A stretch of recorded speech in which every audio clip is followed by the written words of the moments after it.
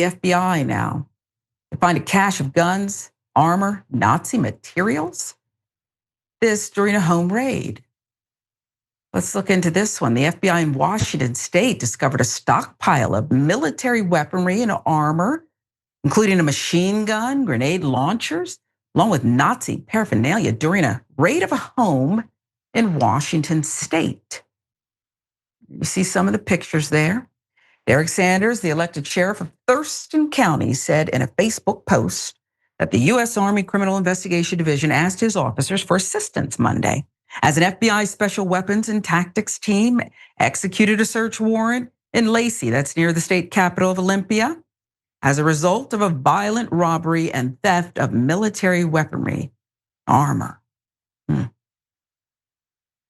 U.S. Attorney's Office in Seattle said in a statement to the Associated Press on Tuesday night that the search warrant related to an Army CID, an FBI investigation into an assault Sunday at Joint Base Lewis McChord, just north of Olympia. AP with the reporting. Sanders' statement said 2 people were arrested and booked into Thurston County Jail for investigation of firearms-related offenses. Suspects identified in the case were actively involved in Nazi white nationalist efforts, he wrote. Remember what we're being told. It's picking up the movement. U.S. Attorney's Office statement said Army investigators had identified suspects in the assault at the military base, and the FBI executed the search warrant late Monday night into early Tuesday.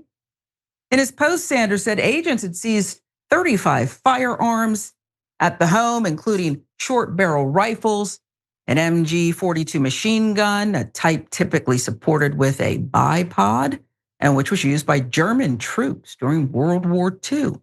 Other seized gear included grenade launchers, explosive body armor, ammunition, ballistic helmets. Multiple rifles were staged at windows throughout the residence, the sheriff said. Photos from the home show an array of weapons, ammunition, body armor surrounded by Nazi paraphernalia, including a red flag emblazoned with a black swastika. This is quite the haul that they got here. Look, I don't know, the investigation's ongoing. They have some people in custody but the haul here is concerning.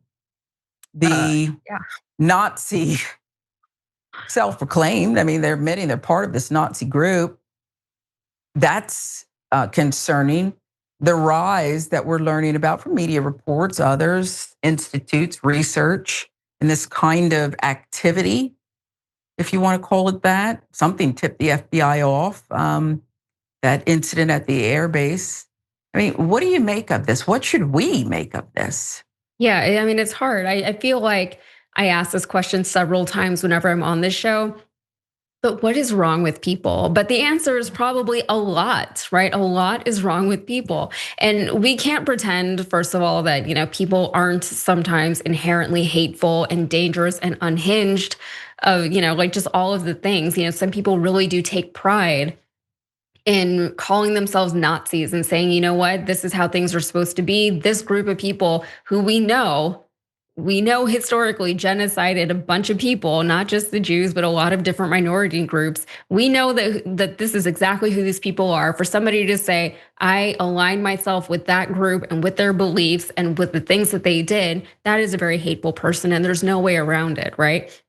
You also have this environment that we're all living in, where everyone who does not look or think or feel the way that we do is an enemy, is an other, right? We're being trained to be more xenophobic, to be more isolationist, to be more insular within our own communities. And those communities are getting smaller and smaller because within those communities, you're gonna have some diversity of thought, and that is really not a thing that anybody is okay with anymore, right? Even on shows like this one, sometimes if a commentator says something that the audience member doesn't quite agree with, sometimes they'll say, you know what, that person's not for me anymore.